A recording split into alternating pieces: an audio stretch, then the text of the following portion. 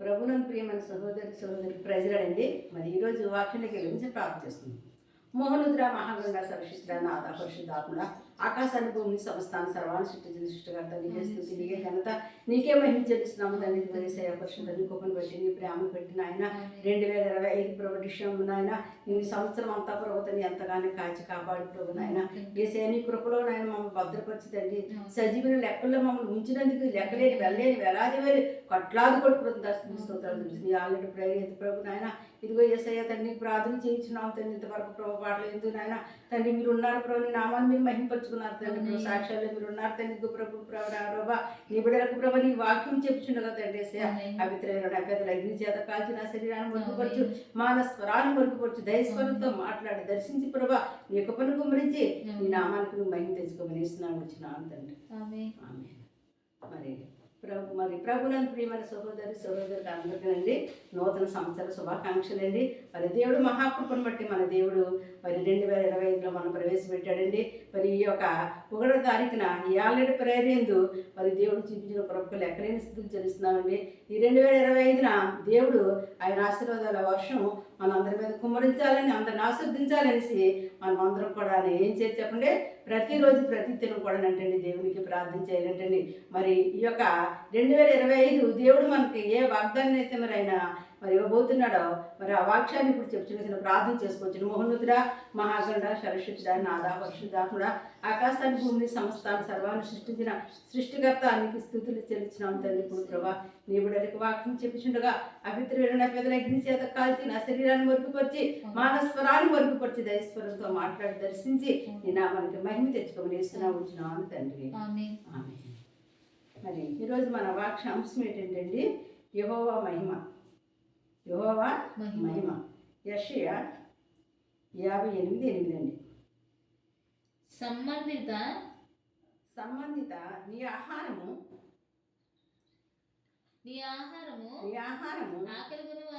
ఆకలిగొన్న వారికి పెట్టుటయు నీ రక్త సంబంధికి ముఖము తిప్పించుకుంటయు దిక్కుమాలిన బేదలను నీ ఇంట చేర్చుకుంటయు వస్త్రహీనుడు నీకు అప్పగింపబడినప్పుడు కనబడినప్పుడు వానికి వస్త్రమునిచ్చుటయు ఇదే కదా నాకు ఇష్టమైన ఉపవాసము. అలాగునా నీవు చేసిన ఎడల నీ వెలుగు వేకువ చుక్క వలె ఉదయించును. స్వస్థత నీకు శీఘ్రముగా లభించును. నీ నీతి నీ ముందర నడుచును. యెహోవా మహిమ నీ సైన్యపు వెనుకటి భాగమున కావలికాయను దేవుని మహిమ కలుగును గాక. మరి దేవుని యొక్క మహిమ ఈ 2025 అంతా మనల్ని ఆయన మహిమ మన కావలికాయాలంటే మనం ఏం చేయాలంటండి, దిక్కుమాలిన బేదలంట ఇంటి చేర్చుకోవాలంటే, రక్త సంబంధించినట్టు మనం ఏం చేయకూడదంటండి, ముఖం తిప్పుకోకూడదంటండి, ఆకలికున్న వారికి ఆహారం పెట్టాలంట, పరిస్థితులు బాగోకుండా బాధపడుతున్న వారిని చూసంటండి మనము తగినంత సహాయం చేయాలంటే లేని పక్షాన వాళ్ళ కోసం మనం ఏం చేయాలి చెప్పండి, ప్రార్థన చేయాలి. నీకు వాళ్ళకి ఇచ్చే పుచ్చే యొక్క స్తోమత లేదనుకోండి ఏం చేయాలంటండి, ప్రార్థన చేయాలంట. ఆ రీతిగా చేసినప్పుడంట మరి తర్వాత ఇంకోటి ఏం చెప్తున్నాడంటండి, అలాగా చేసంటే ఉపవాసం చేయాలంటండి. వాళ్ళ పరిస్థితులు తారుమారైపోయి ఎవరైతే ఉన్నారో ఉద్యోగం లేకుండా వ్యాపారాలు లేకుండా బతుకులు పాడైపోయి ఉన్న వాళ్ళందరి కోసం అంట ఈ 2025లో మనం ఏం చేయాలి చెప్పంటే ప్రార్థన చేయాలంటండి.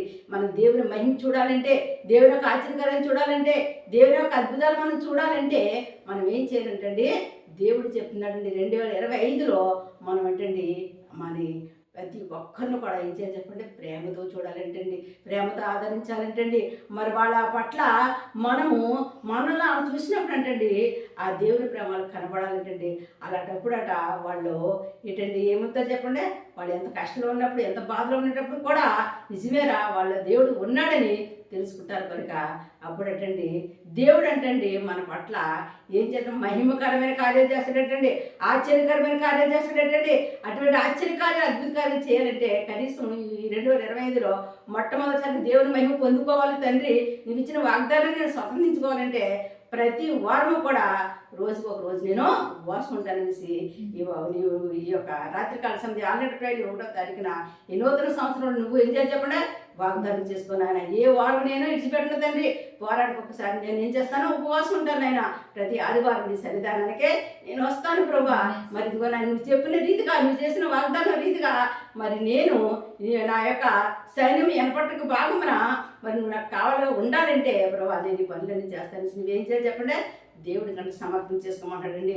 ఇంతకాలం ఎలా ఉన్నావో ఏం చేస్తున్నావు అన్నీ నీకు అనవసరం, కానీ ఇకనైనా ఏం చేయాలి చెప్పండి, దేవుని భయం భక్తి కలిగి మనుషుని మాటకు లోపడద్దు, మనుషులు చెప్పినట్టు నువ్వు వినొద్దు, కానీ దేవుడు చెప్పినట్టు నువ్వు దేవుడిని ఒక మరి మహిమకరం ఆయన మహిమ నీ మీద తేజలేనట్టుగా దేవుడు ఏం చేస్తాడు, నిన్ను మార్చివేస్తాడు. నీకున్న కష్టం, నీకున్న బాధ, నీకున్న వేదన, నీకున్న సమస్యలు అన్నీ కూడా వేస్తున్నావు ఏమైపోతే చెప్పండి, కొట్టివేయబడతాయి. ఆ కొట్టివేయబడాలంటే నువ్వు దేవుడికి ఏం చేయాలి చెప్పండి, ప్రార్థన చేయాలి. ఫస్ట్ ముందు ఏం చేయాలి చెప్పండి, సమర్పణ చాలా ముఖ్యం కనుక సమర్పణ చేసుకో. అయ్యా ఇన్ని సంవత్సరాలు గడిచిపోయి తండ్రి, ఇదిగో తండ్రి 2025 నీ రాకడ దగ్గరలో ఉన్నాం తండ్రి నాయన.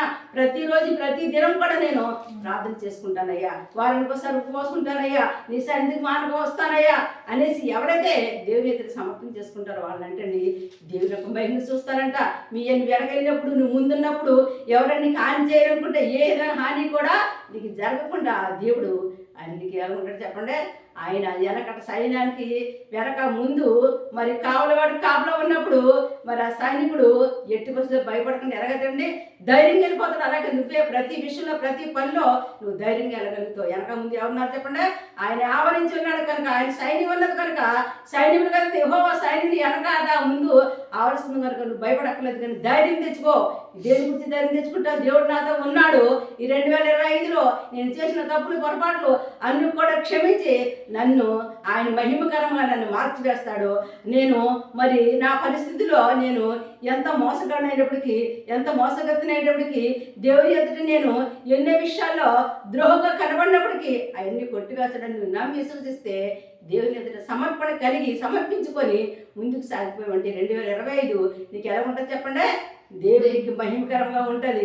నీకు ఏమైతే అందరూ చూసి పలానా వ్యక్తి ఎంతో మరి కష్టాల్లో బాధలో ఉండేది, ఆమెని దేవుడు ఒక ఉన్నతమైన స్థానంలో పెట్టి మరి ఒక ఉన్నతంగా గౌరవిస్తున్నాడనే స్థానాన్ని కూడా నీకు ఇవ్వటానికి ఆయన సిద్ధంగా ఉన్నాడంటే ఆయన. అందుకే మరి ఆయన మహిమ, ఆయన ఆశ్చర్యకార్యాలు, మరి ఆయన ఆశ్చర్యకార్యాలు నీ జీవితంలో జరగాలని చూస్తున్నావా, నీ జీవితంలో నువ్వు అనిపించాలని చూస్తున్నావా? ఎవరెవరో సాక్ష్యాలు చెప్తుంటే ఎరుదాల్లో మొక్క వేలేసి చూస్తున్నామేమో, ఎరువాళ్ళు చూస్తున్నామేమో, నీవే సాక్ష్యాన్ని చెప్పడానికి దేవుడు నిన్ను 2025లో ఆయన నీకు వాగ్దానం ఇస్తున్నాడు కనుక మరి ఆయన యొక్క ఆశీర్వాదాలు, ఆయన యొక్క ఆశ్చర్యకార్యాలు నువ్వు తెలియజెప్పడం కోసం నిన్ను ఒక సాక్షిగా వాడుకుంటాడు. ఇక్కడ చూద్దామండి, అట్రీతిగానే కీర్తన 5:1 105 కీర్తన 1 నుంచి యెహోవాకు కృతజ్ఞతాస్తుతులు చెల్లించుడి, ఆయన నామమును ప్రకటన చేయుడి, జనములో ఆయన కార్యములు తెలియజేయడు. దేవుని నామానికి మహిమలు ఏం చెప్తాడంటే రెండోదిగా యెహోవాకు కృతజ్ఞతాస్తుతులు అంట 2025 చెల్లిస్తూ ఉండాలంట. ఆయన నామాన్ని ఏం చేయాలంటే చెప్పండి, మహిమపరచాలంట, ఆయన స్తుతించాలంట, ఆయన కనపరచాలంట. ఆయన గురించి మనం ఎంత కష్టమైనప్పటికీ ఆయన మహిమపరచకుండా, ఆయన స్తుతించకుండా, ఆయన ప్రార్థన చేసుకోకుండా పడుకోకుండా ఉండాలంటండి. అలాంటప్పుడు దేవుడు అంటే నిన్ను చూసి ఎంతో సంతోషిస్తాడంట.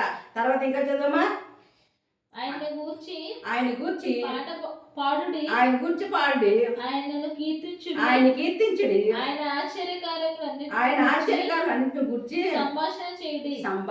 దేవుని నామానికి మహిమగా ఆయన గురించి అంట పాడాలంట, పాడుతానంట, కీర్తించాలంట. తర్వాత ఆయన చేసిన ఆశ్చర్య కార్యాలంట సంభాషణ చేయాలంట. ఆయన చేసిన అద్భుత కార్యాలు, ఆయన చేసిన ఆశ్చర్య కార్యాలంట 10 మందికి నువ్వు చెప్పాలంట. అలా చెప్పినప్పుడంట దేవుని యొక్క శక్తి నీ మీద దిగుతుందంట. ఇక్కడ మరి ఆశ్చర్యకార్యాలు ఏంటంటే మరి ఇశ్రాయేలు మంచి దేవుడు ఏం చేసి చెప్పండి, ఆశ్చర్యకార్యం చేశాడు. ఎవరు ఎన్నడో చూడలేని అద్భుత కార్యాలు, ఆశ్చర్యకార్యం చేశాడు. ఎవరు ఎన్నడూ చూడని అద్భుత ఆశ్చర్యకార్యం ఏంటండి, మరి ఇశ్రాయేల్ జనం అంటండి ఐగుప్తు దేశంలో బానిసలైపడి ఉన్నారంట. బానిసత్వం చేస్తూ ఎట్టి చాకరీ చేసుకుంటూ మరి అంటండి ఎంత హీనాతీయని స్థితిలో ఉన్నారంట. మరి అటువంటి స్థితిలో ఉన్నప్పుడంట వాళ్ళకంటే ఎవరు జ్ఞాపకం వచ్చారండి, అబ్రహాం దేవుడు, ఇస్సాకు దేవుడు, యాకోబు దేవుడు, మా పితరుల దేవుడు మమ్మల్ని ఒక ఉన్నతమైన స్థానంలో పెడతారని జ్ఞాపకం చేసుకున్నట్టండి. వాళ్ళు ఎవరికి మొదలుపెట్టారంటండి? దేవుడికి మొదలుపెట్టడం మొదలుపెట్టారంట. ఎప్పుడైతే దేవుడికి మొదలుపెట్టడం మొదలుపెట్టారో మరి దేవుడు ఏం చేశాడంటే వాళ్ళ మొర ఆలకించండి.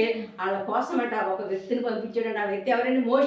మోషేని పంపించాడండి. మోషేని పంపించి మోసే ద్వారా వాళ్ళు మరి ఆ యొక్క ఐగుప్తు దేశంలో పడుతున్న కష్టం నుంచి అంటే వాళ్ళ బయటికి విడిపించాడంట.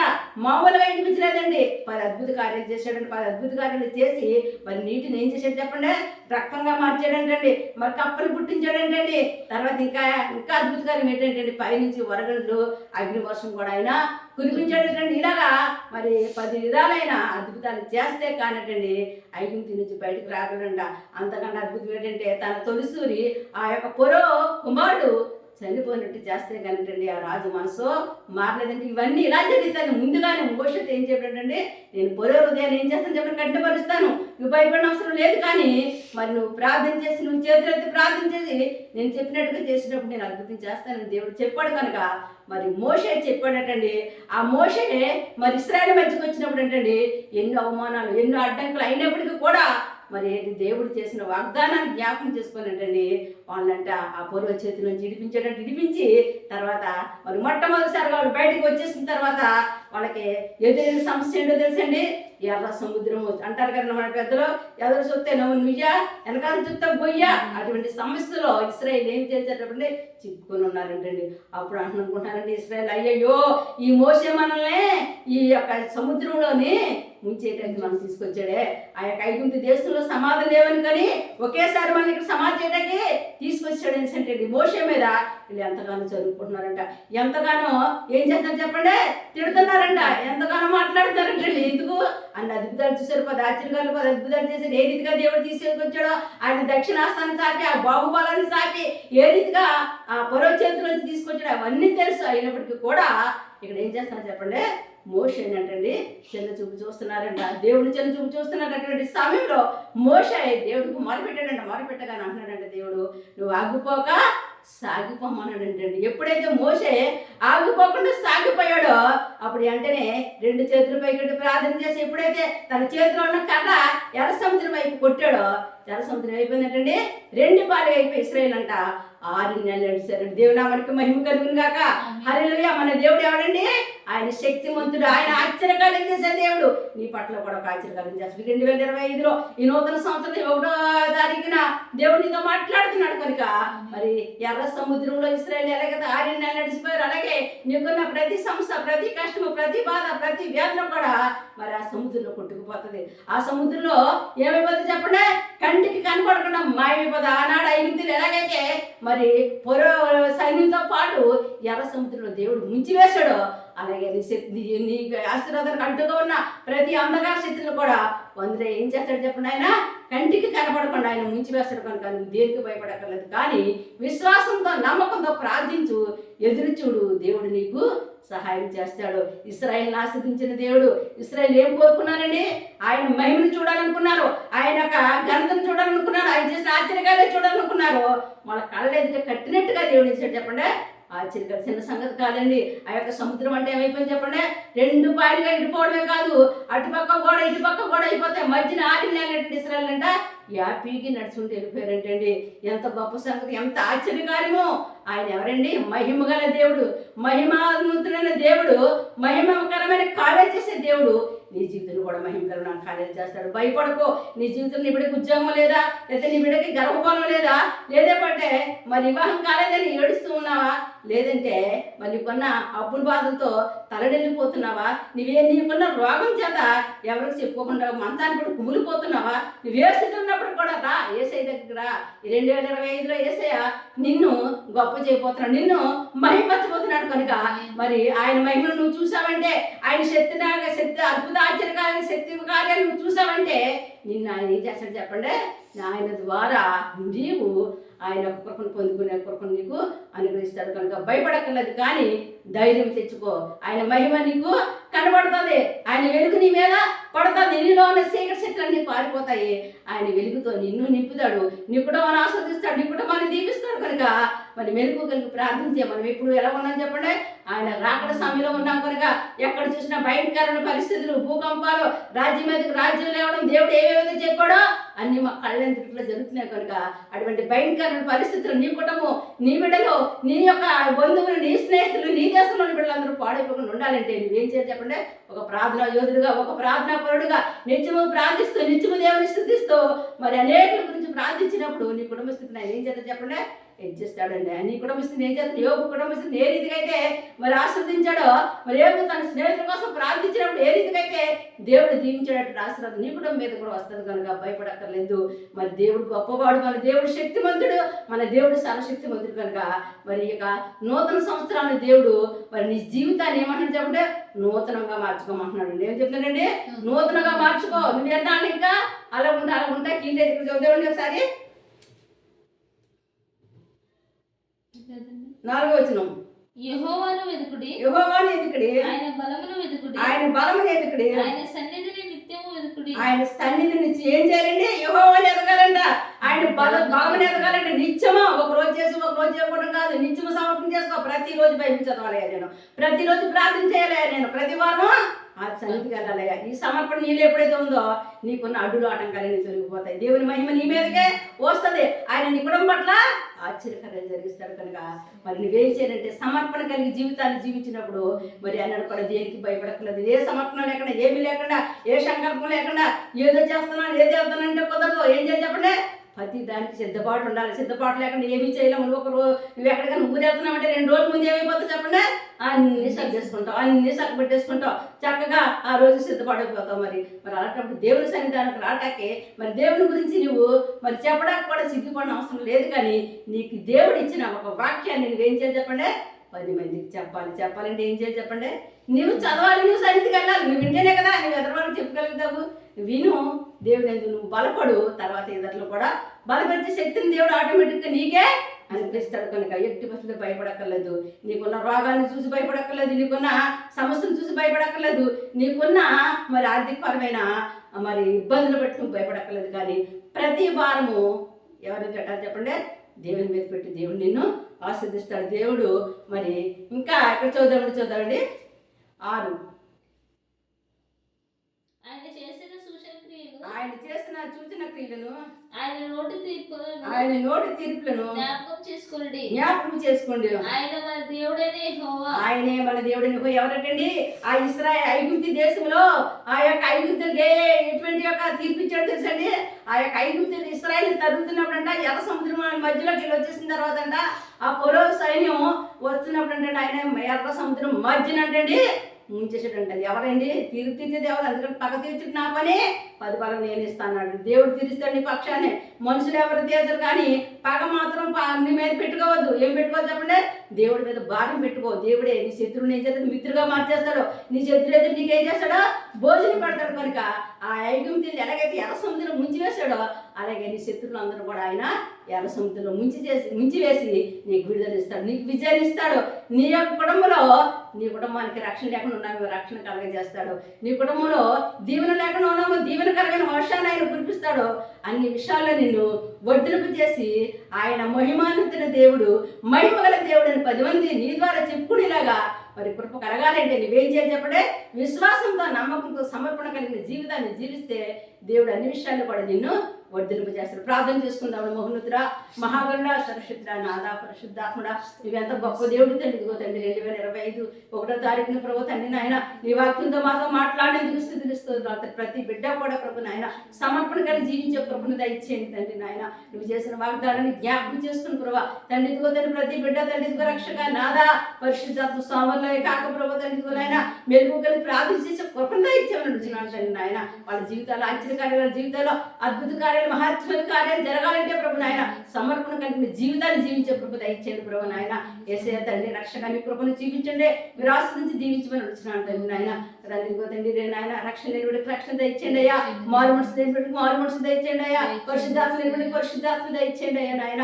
మా దేశం తండ్రి ఎంతో తండ్రి నాయన భయంకరమైన పరిస్థితుల్లో భూకంపాల చేత ప్రభు తండ్రి నాయన, యేసయ్య తండ్రి నాయన, సునామీల చేత ప్రభు తండ్రి నాయన, భయంకరమైన రక్తపాతం చేత ప్రభు ఎక్కడ చూసినా యవనస్తులు ప్రభు భయంకరమైన చిక్కుల్లో పడిపోతున్నారు తండ్రి. అనేక మంది ఆత్మహత్యలు చేసుకుంటున్నారయ్యా ప్రభు తండ్రి. సైతాన్ని ప్రభు యవనస్తుల పట్ల ప్రభు తండ్రి ఎంతగానో క్రియ చేస్తుంది ప్రభు. వాటిని అన్నిటి ఉగ్రతల నుంచి మేము తప్పించుకోవాలంటే ప్రభు ఎవరు పెట్టుకోవాలి మెలుగుగాలి కానీ వాళ్ళ కుటుంబాల గురించి ప్రభు తండ్రి ప్రజల కోసం ప్రార్థించే కృపను దయచేయమని అడుగుతున్నాను నాయన. రక్షక మా ప్రార్థన గోపురంగా ఎవరు ఫోన్ చేసి ప్రార్థన చేయించుకుంటారో ఆ కుటుంబాలన్నీ రక్షించి అవి రక్షణ భాగం దయచేయండి ప్రభా. ఆ కుటుంబాలను దీవించడం ఆస్వాదించండి ప్రభా. ఈ 2025 సంవత్సరంలో ప్రతి కుటుంబానికి ప్రభు నాయన ఆరోగ్యం ఇచ్చి ఆయుష్ ఇచ్చి బలం ఇచ్చి శక్తి నుంచి కృప నుంచి నడిపించి ప్రభా నీ నామానికి నువ్వు మహిమ తెచ్చుకోమని అడుగుతున్నాను తండ్రి. నీకు స్తుతి. యూట్యూబ్ ద్వారా ఎంతమంది అయితే ఈ వాక్యాన్ని వింటున్నారో ప్రభు అందరూ కూడా తండ్రి నన్ను దీవించడం ఆస్వాదించమని అడుగుతున్నాను. నీ కృపను కుమర్చమని అడుగుతున్నాను తండ్రి నాయన. చదువుకున్న బిడ్డలకు జ్ఞానం ఇచ్చి తెలివిచ్చి జ్ఞాపశక్తి ఇచ్చి బాగా చదువుకున్న కృపను కలగజేయండి ప్రభు. పరీక్ష నిపుణులు ఆయన సిద్ధపాటవుతున్న బిడ్డలకు తండ్రి బాగా పరీక్ష రాసి మంచి బాగుందా పాస్ అయ్యే కృపను దయచేయమని అడుగుతున్నాను తండ్రి నాయన. డెలివరీ కనబడి డెలివరీ నర్సులు డెలివరీ కృప దయచేయండి ప్రభు. ఈరోజు ఆపరేషన్ చేసినప్పుడు మంచిగా ఆపరేషన్ చేసిన కృప దయచేయండి పరిశుద్ధాత్మడా తండ్రి నాయన. ఎంతమంది అయితే ప్రభు నాయన నాకు ఏ దిక్కు లేదని ప్రభా భయంకర పరిస్థితులు హాస్పిటల్లో చెప్పుకోలేని స్థితిలో మంచాల మీద పడున్నారో అటువంటి వారిని ఒక్కసారి దర్శించండి అయ్యా, ఒకసారి మొట్టడు స్వస్థపరచమని అడుగుతున్నాను అయ్యా. మా భారతదేశాన్ని కాపాడండి అయ్యా. పాపాలు పెట్టి ప్రతిఫలం చేసే దేవుడు కాదు కలుగుతండి. మా భారతదేశానికి మా ప్రపంచ దేశాలకు ఉగ్రత నుంచి విడిపించండి ప్రభు నాయన. యేసయ్య పరిశుద్ధాత్మ రక్షించండి ప్రభు నాయన. యేసయ్య కృప జీవించమని అడుగుతున్నాను తండ్రి. ప్రతి సార్వత్రిక సంఘాల ఆశీర్వాదాన్ని తండ్రి నేను ఇవ్వండి ప్రభు నాయన. ప్రతి సార్వత్రిక సంఘాల ప్రభుత్వాన్ని ఐక్యత కలిపి కృపను దయచేయమని అడుగుతున్నాను తండ్రి నాయన. యేసయ్య అన్ని విషయాలు మేలు చేయండి, దీవించండి, ఆశీర్వదించమని అడుగుతున్నాను తండ్రి. కుప్పను కుప్పడిచిన ప్రవచన బిడ్డలందరికీ ప్రభుత్వాన్ని ఆరోగ్యం ఆశించి బలం ఇచ్చి శక్తినిచ్చి ప్రభుత్వం నూతన సంవత్సర ఆశీర్వాదాన్ని దీవుల వాళ్ళ మీద కుమ్మరించమని తండ్రి కుమార పరిశుద్ధాత్మ నామన ఈ ప్రార్థన అంతా మీకు సమర్పణ చేసుకున్నాం మా వరకు తండ్రి.